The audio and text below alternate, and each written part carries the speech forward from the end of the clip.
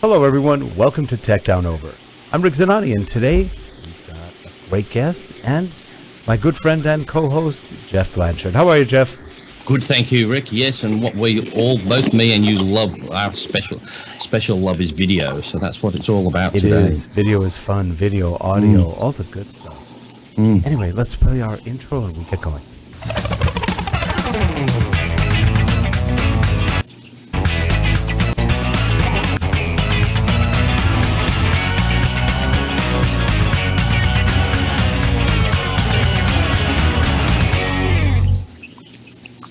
And we are back. Yeah.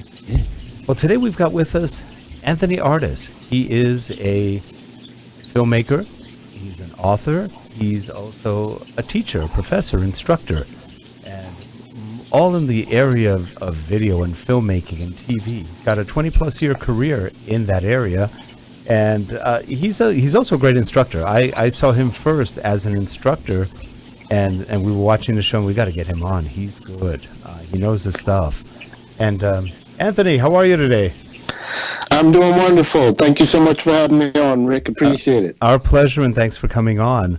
And now, I met you probably in the later part of your 20 or plus year career. You were doing the video training for filmmaking and camera work and gear on lynda.com. And those, I've only seen two of you, and I just went on and saw you've got 6 courses. I've got to go back and look at some. Jeff watched, I think, was it your interviewing course? Okay, interview course. Yep, that was the second course I did with them.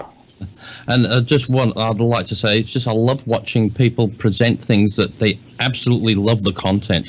Because even I was watching other things that might not interest me, but I got interested into them. So I do credit you for that. And there's certain techniques I've learnt from that today I'll just always do. I can't start a filming shoot without that little hint I got from you. So thank you very much.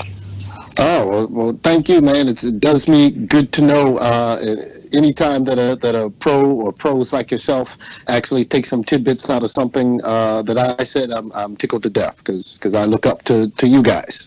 Well, you know, one of the things I really, truly enjoyed about your training, and I think I watched several of them, one of them was, I think, your introduction to filmmaking, and you talked a little bit about the gear, what you've got in your studio. Plus, it was cool just watching your studio. But you get to the point. You get right to the point. There's no BS. It's just, here's what you need. Here's how you shoot. Here's the things to look for. Production. Get yourself organized. Get yourself ready. You know, I know so many people show up at video shoots like, well, where am I? No. Or what do I do now? Hey, anybody remember to bring the gear? And it's like, oh my gosh. And I've seen it. We had a guy show up on a shoot one time drunk. I almost killed him. I literally almost killed him. I don't think I've had that. I think I wanted to kill him. Maybe towards the end of the day, maybe a 6-pack out of. Oh my gosh, yeah, but not. I mean, this guy. Of anyway. And we all had driven a little over an hour to get to the shoot. He lived 3 minutes away. He didn't show up for the shoot, so I called and I said, "Where are you?" And I should have told him stay home. We told him come in. And it was it was probably the worst shoot we've ever done ever, and it happened to be for Adobe. We rescued it. We got it working right, but it was just one of those, I can't believe we just did this. Well, the good thing about the worst shoots is sometimes they make the best stories. That they do. You still get some mileage out of them. That they do, but it was painful.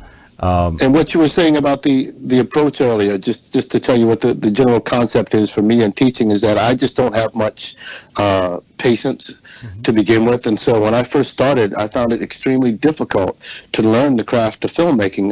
This is before podcasts, before the internet, before all of that stuff. You know, we're talking 3/4-inch tape. So if you wanted to learn anything, you had to learn it via book. And so many of the books did not get direct to the point. They were very roundabout, and I didn't find them very friendly for the beginning filmmaker, which is, you know, where I was at that time. Yeah. And I set about to create what I wish everyone had told me when I started out. And the basic concept was to put just the stuff that people would highlight at the end of the day, because that's what I do. I read a nonfiction book, I highlight it as I go through, and then after that point, I only look at the highlighted stuff because that's all I really need. So I try to make it so that everything is highlighted. Well, it's interesting you bring that up, because one of the comments I made to myself when I was watching your first video on Introduction to Filmmaking, where the hell was he when I was starting out? I said the same. I said, man, there was nothing like you around, and I've only been working on video less than 20 years. And again, pretty much had to go, and I was lucky. There was a guy I knew who was an Emmy Award winner, and I was like a sponge on him. He did some videos for us, and I was sponging every bit of knowledge I could get. Plus, he was a hell of a nice guy too, and it was great. I learned a ton from him. I was probably a better video editor than he was, but he was a better producer, director. He knew what to look for, and just watch and watch and watch. You learn so much from watching people, and you had the same approach. You were really down to earth, and you were very complete. You didn't miss things that were important. And a lot of the books that I read originally on filmmaking were so technical, and it's like, you must get into the mood, and then you talk, and they never talked about filmmaking. It was a lot of other stuff that, yeah, I guess could be important, but it was pseudo-intellectual crap rather than actually let's do some filmmaking. I want to be clear. I'm the anti-intellectual. I'm not an academic in any means. I've been teaching at NYU for, 13 plus years now, but I'm a pracademic, not an academic. I try to focus everything on the purely practical, partly because, again, I have a short attention span. So if there's a lot of other words and technical terms in between, I like to focus it on what do you need to get the shot? What do you need to successfully, practically, technically pull this off? And yes, there are certainly, and that's certainly by no means to poo-poo, the science behind things like that. But a lot of times I think you'll lose students and you lose beginners if you get too bogged down into, long gap versus short gap. I still don't know what the hell that is. Don't care what it is, because I haven't needed to know it to create successful stories on video. So that's really what I'll focus on, because a lot of times I think the technology can really get in the way of people telling the story. There's people out there that have great stories to tell. They have great ideas. They may not be able to master, backlighting or something like that, but if they can learn the basics of it, learn why you do it or when you do it or how not to do it, don't shine the light into the camera if you got a dirty lens, things like that. So that's really what I try to focus on, is helping people to tell their stories and really getting the tech out of the way. I'm going to tell you only what you need to know, because basically that's about all I know. It's what you need to know to get it done. But that's all you really need to know, actually. That's the beauty of it. Once you really get down to it, especially when you're on site, on location, or you just have to know 5 or 10 things and everything else falls kind of in place. And there's been a YouTube commercial going on with Werner Herzog, a famous award-winning movie maker, totally not your normal kind of movie maker. And in this commercial, he says, and I guess he's pushing his master's director's program or studio, and he says, I get mails all the time from people who tell me, I just graduated film school and shot thousands of hours of video, and he gets sad. He goes, I don't care how many hours you shot. How did you shoot anything good? And the other one was, he says, your storyboard, throw it away. You don't need a storyboard. He goes, I have never used a storyboard in any video I've done, any movie I've done. I went, wow, that's pretty, I never knew that. I was going, that's pretty good.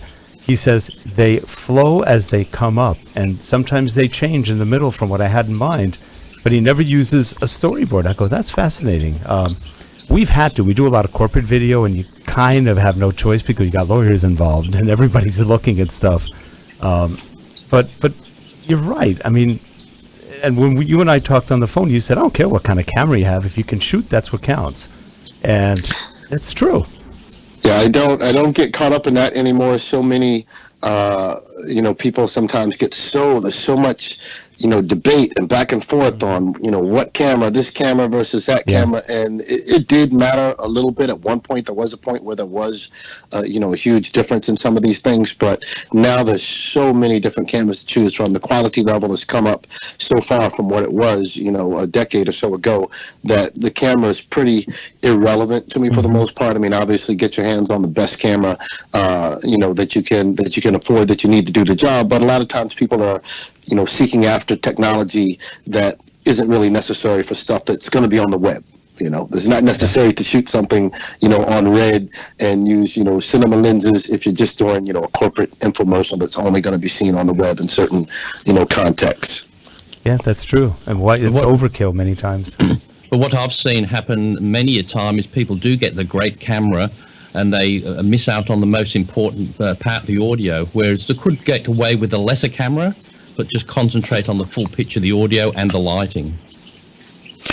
And the audio is so important, and that's if you guys know, if you've watched any of my work, I am huge on audio, not because I'm any, audio expert or even necessarily audio enthusiast, but because it is the number one thing that has ruined projects of my own and others in the past. And definitely when you're talking at the student and film school level, there's such little attention paid to audio, and at the same time it is the only thing that can almost single-handedly sink an entire project. If you got bad audio at the end of a full day shoot, you got nothing. You're going back for a reshoot. You're not going to be able to redo that. You got a few bad shots, we can work around that. We can substitute some video, we can put in some animation, we can do a ton of things to cover up a few visual mistakes here, not to mention that visual mistakes aren't as easy to make because you're looking at the monitor. Everybody can see when there's an obvious thing on there. With audio, not so much. So it is something that I would say one of the hallmark of any professional production is the quality of the audio.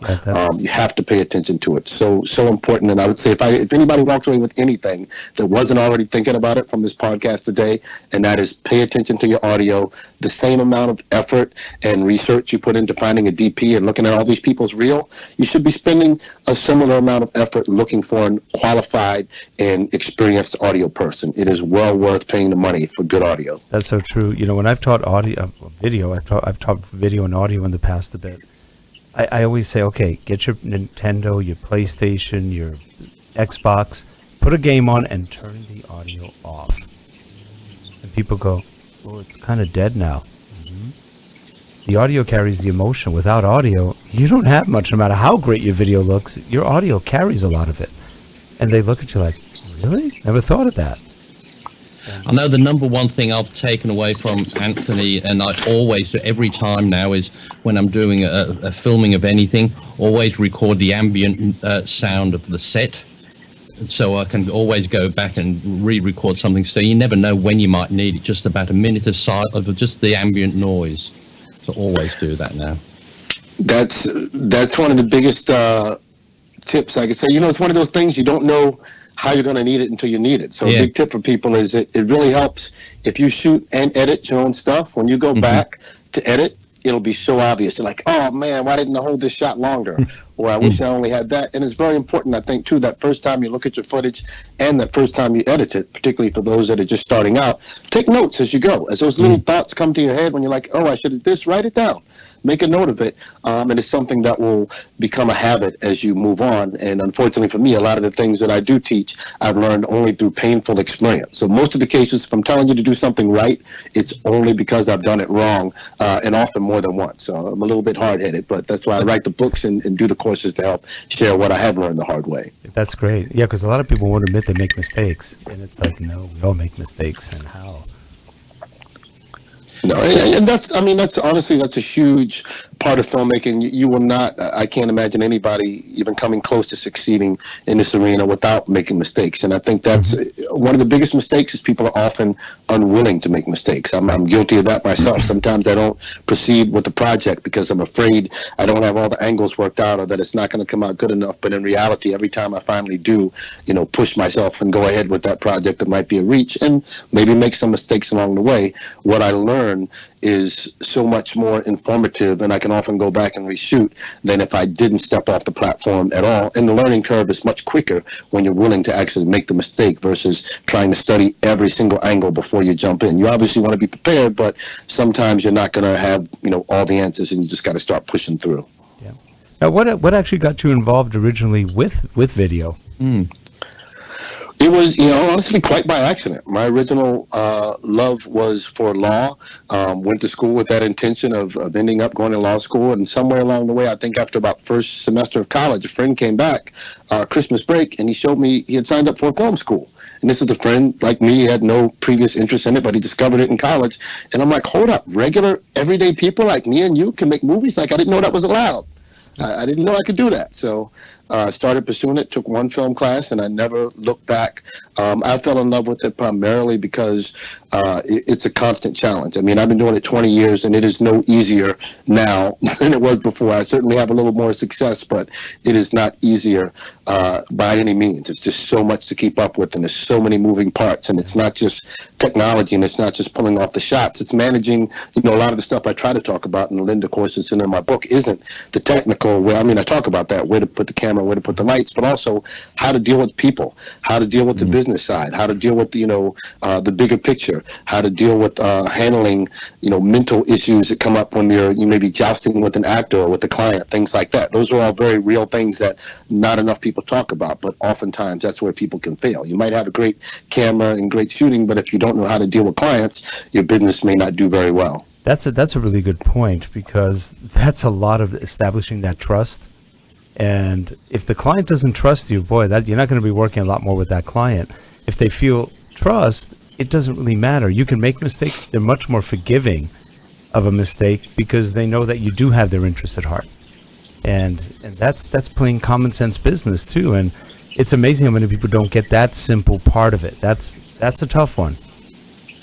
Well, like I said, they don't always tell you that one in film school. Mm-mm.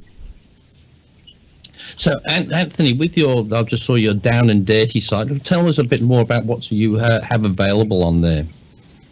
On the Down and Dirty DB site, which is something I'm about to revamp very shortly, basically just make some instructional filmmaking available. A couple of things on there. One of them that you have on the screen now, the Double Down Film Show, was a podcast that I did along with one of my partners in grind, Mr. Pete Chapman, another fellow filmmaker. But we've done 89 episodes of the Double Down Film Show. So you have 89 hours of free, I repeat, free filmmaking instruction. And that was a really cool project. We worked on that for about 2.5 years when we were putting that together.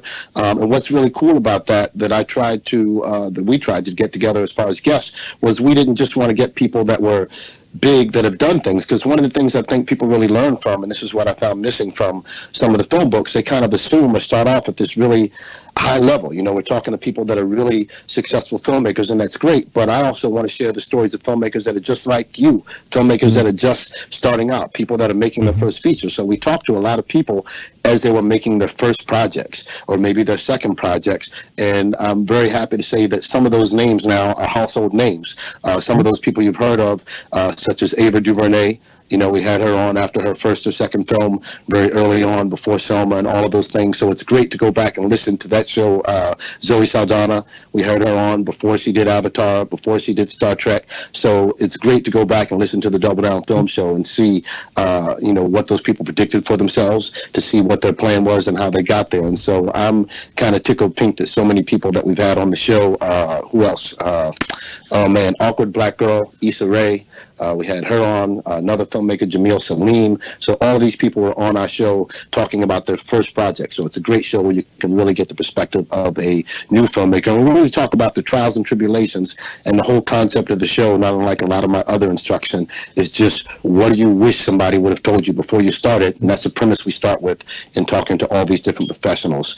Other things on the site, since I'm doing a little commercial here, is my 2 books, one of them being the Shut Up and Shoot documentary guide.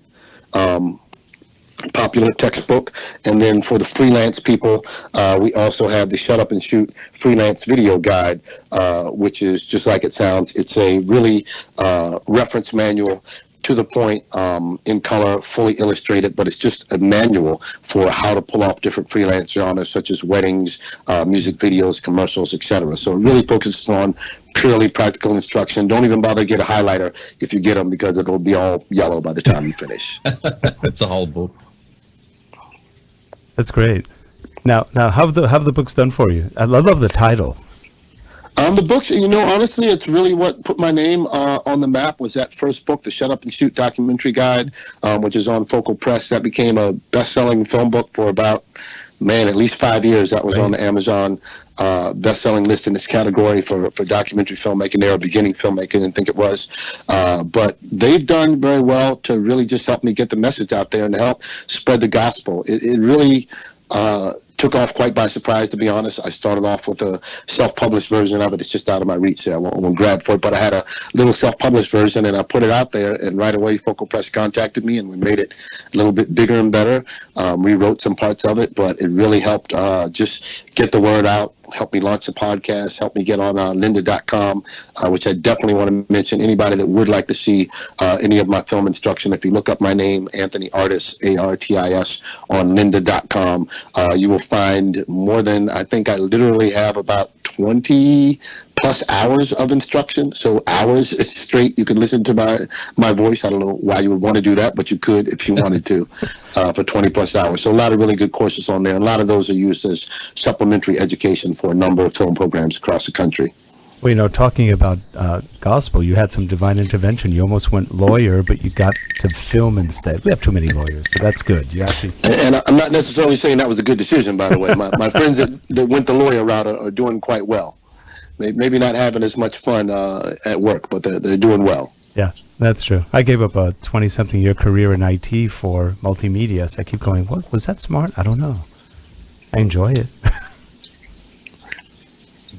What I love, Anthony, with a lot of your training, and that is a lot of training out there puts people off thinking this is way beyond me, but the way you do teach it, you do say it's not beyond anybody. Just like some people get put off with just too much complicated thing about the gear and that, and you do concentrate on the full picture of the scene that you're filming. Don't worry, somebody else, you can worry about the camera later, getting the focus and that, but what's going to be in the scene, how, where you're going to sit the person, what's the angle of the camera and the audio you're going to use, and just thinking about all those things, which no matter what type of filming you're doing, it's all relevant, whether you're shooting a motion picture or you're just really shooting a family video and you want to interview your parents, or just do something that you just want a better quality than just your shaking camera moving all over the place.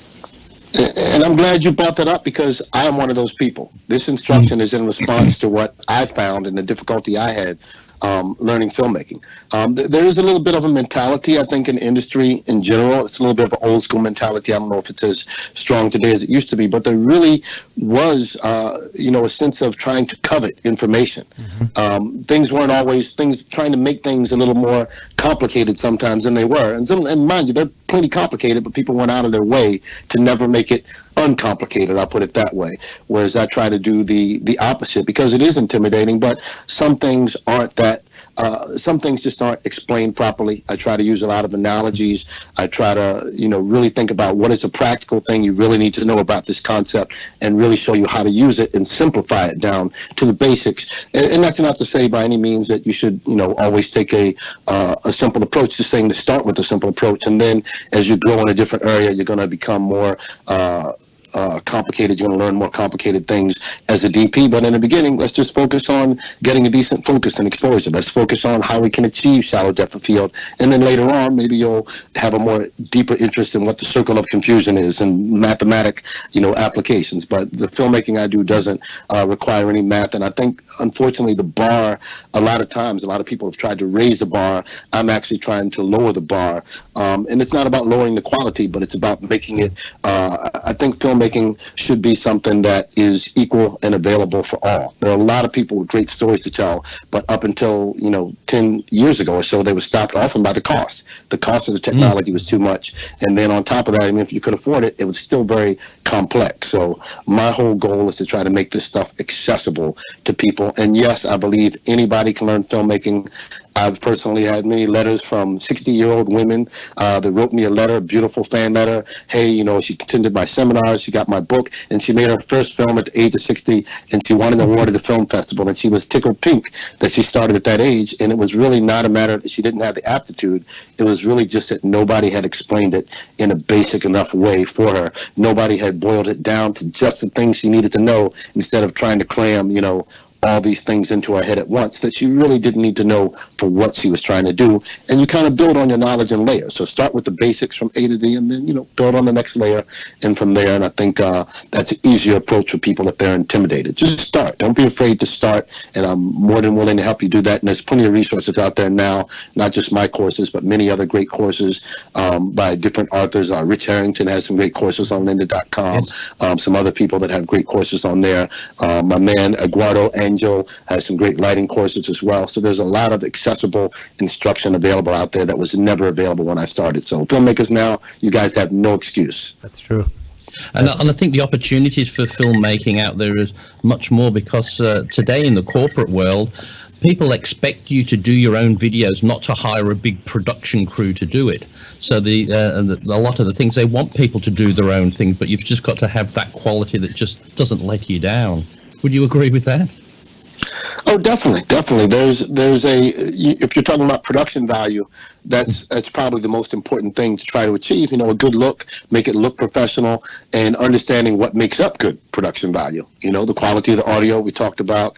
Obviously, again, we want the best image, but don't get completely caught up on the best camera. Sometimes that's not where you're going to get the most bang for your buck.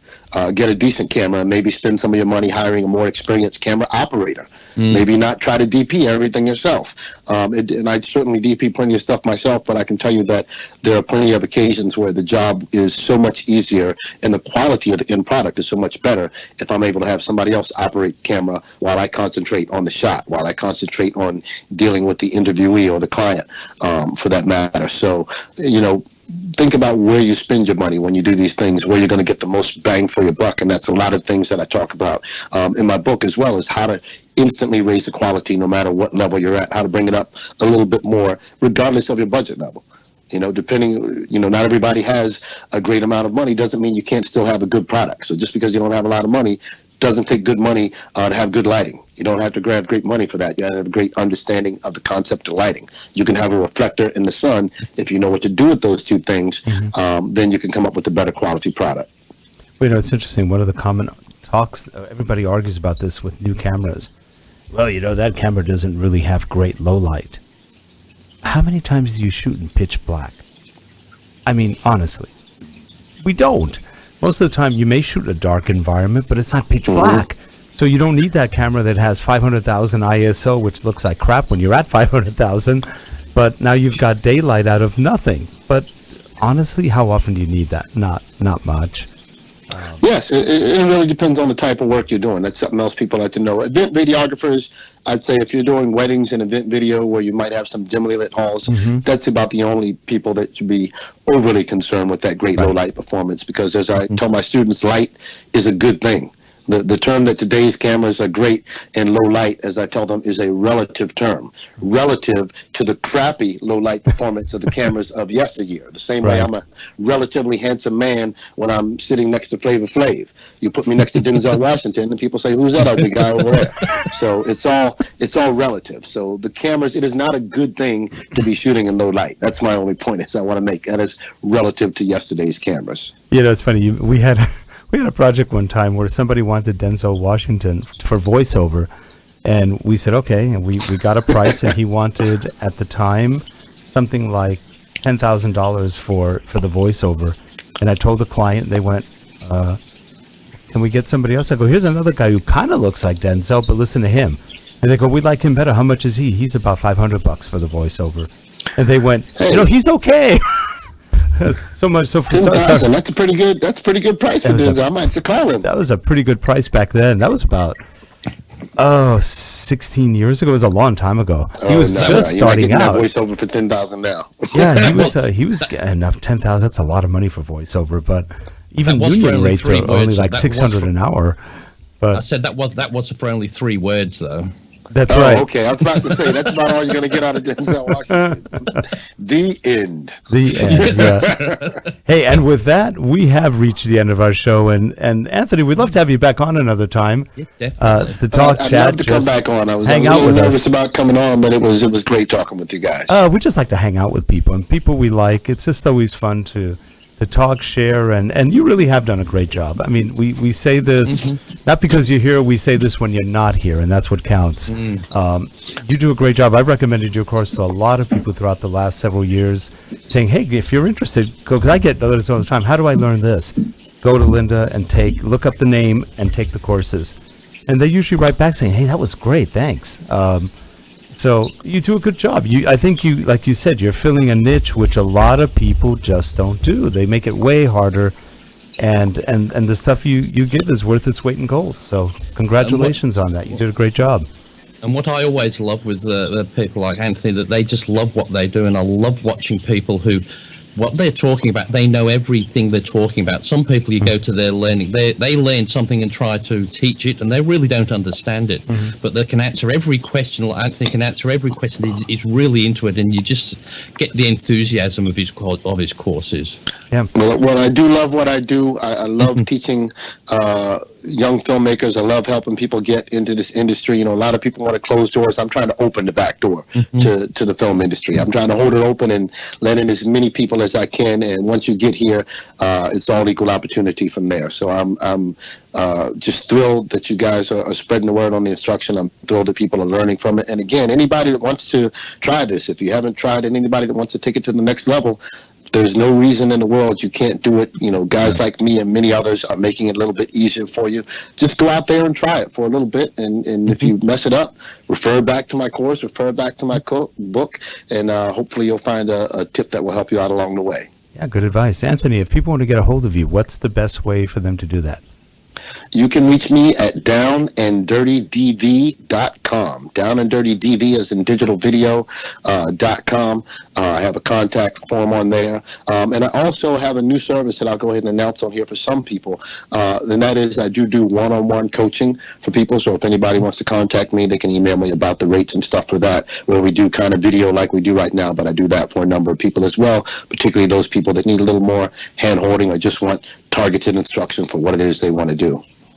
Good value for the money.